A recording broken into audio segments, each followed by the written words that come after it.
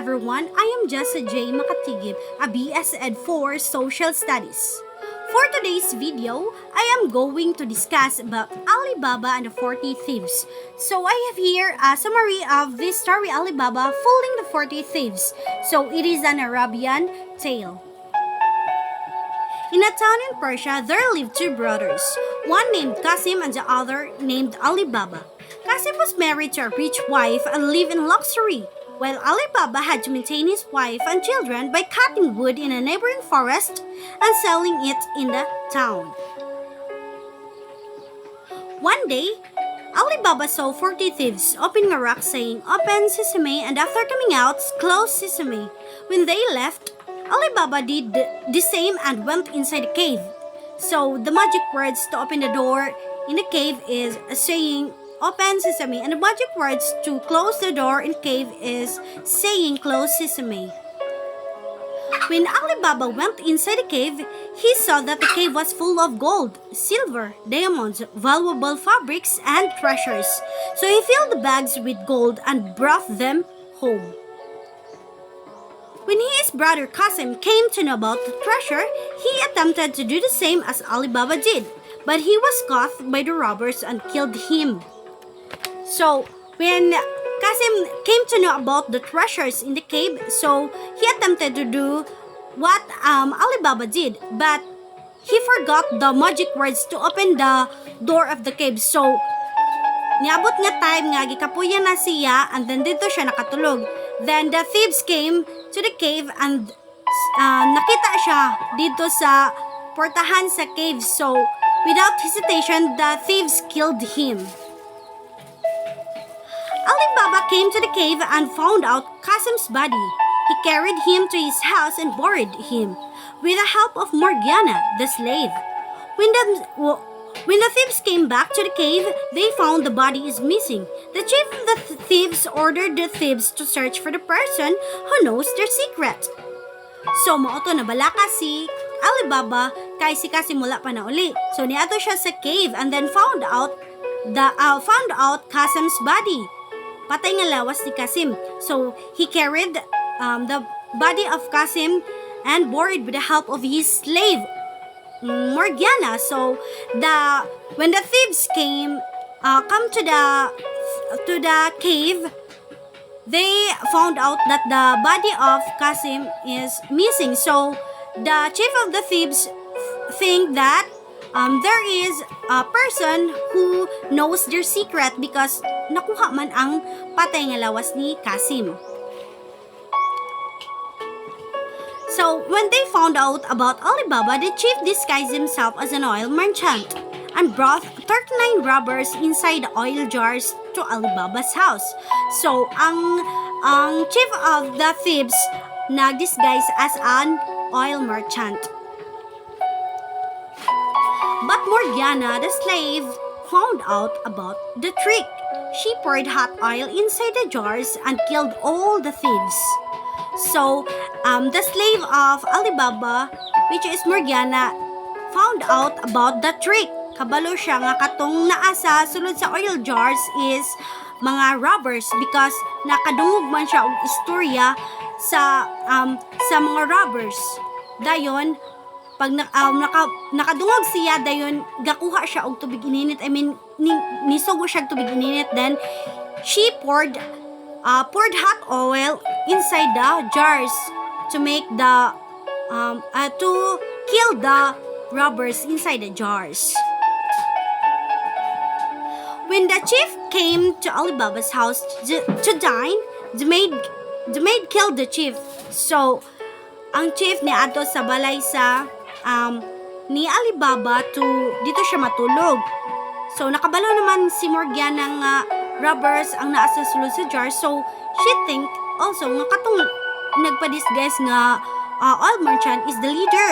So, without any hesitation, he stabbed or iyang gidunggab sa heart ang chief of the thieves. So, the chief of the thieves died.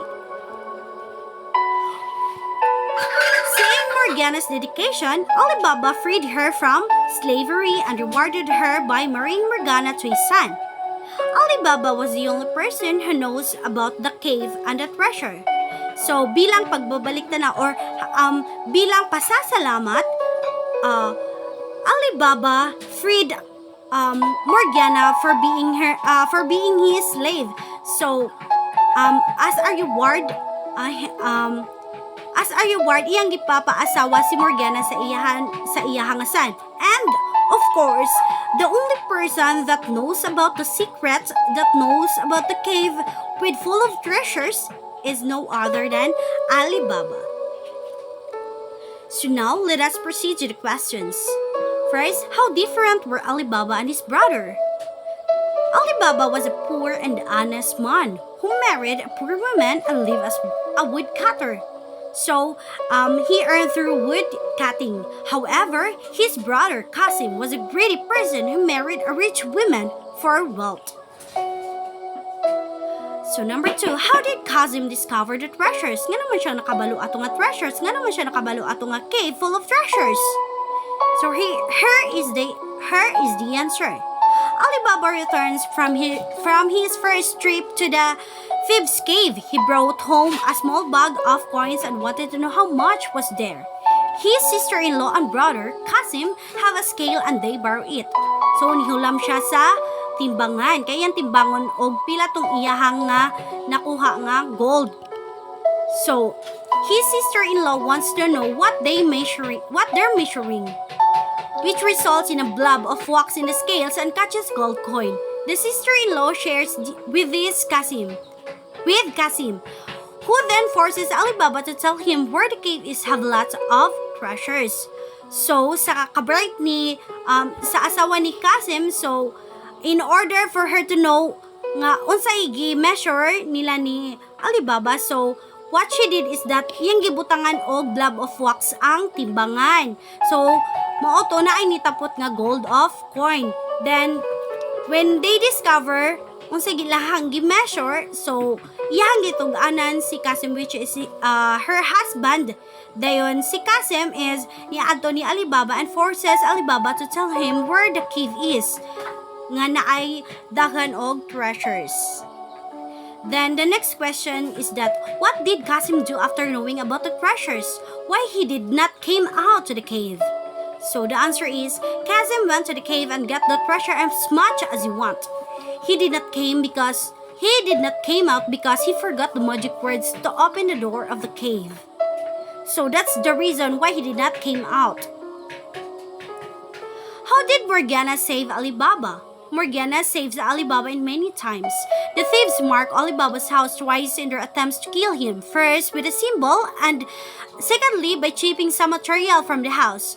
Morgana repeats the symbol and the chip in a similar manner on all the houses in the neighborhood to confuse the thieves.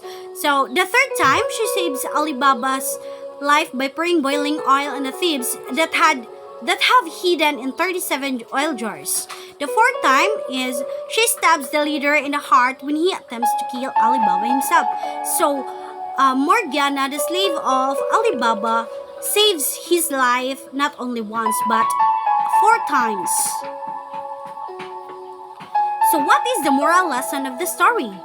So, the moral lesson of the story is that you should not be greedy. One should not allow greed to rule our lives because we wouldn't know the consequences if we do so. Now, let us proceed to the discussion questions. So first, what references to social class are made in the story? So the answer is that there are 2 Persian brothers. Alibaba and Qasim belong to different social classes. Qasim is married to a wealthy wife, so he is rich. While Alibaba is poor man, his work is woodcutting, so he earns money from it. The next question is that describe how the women characters are portrayed in the story and how are similar or differ to Arabian women. Alibaba's wife portrayed as being poor woman who does not have a good fortune, while Qasim's wife is fairly wealthy woman. On the other hand, Morgana, Alibaba's clever and sharp-witted servant. The character who demonstrates the real cunning and cleverness is not Alibaba, but his servant girl, Morgana, whose quick thinking and wise actions save her master not only once but twice. But Morgana isn't the only quick-thinking female character. Kasim's wife too, which she hatches the plan with a talon on the scales, which leads to discovering Alibaba's bags of coins. Feminism in general sense is a motion promoting equality for all women in all aspects of life. In the Islamic faith, feminism has a slightly different modified meaning. Islamic feminism supports the same attitude, basing it on slightly different beliefs, causing the outcome to something different. The tale Alibaba and the 40 Thieves portrays ideal of Islamic feminism. Although Morgiana, slave girl, is a heroine of the story, she is not given the credit of being identified as protagonist of the piece. Early tales in both the frame story as well as the story of Alibaba are told through a bit of a misogynistic lens, but the progression of the tales lead to an overall picture of the feminist ideas portrayed through the actions of both Shahrazad and Morgana. So, the one who is named, whose name is Shahrazad, is the wife of Qasim, the wealthy woman. So number 3, what customs are observable in the story? So the customs that are observable in the story are the following. If they caught someone who knows about the treasure in the cave, they will kill without hesitation. Number 2, Qasim and his wife don't like anything or anyone that surpasses their wealth. And lastly, number 3, they are thoughtful in their loved ones. So that's all. That's all on the story Alibaba and the 40 Thieves. Thank you.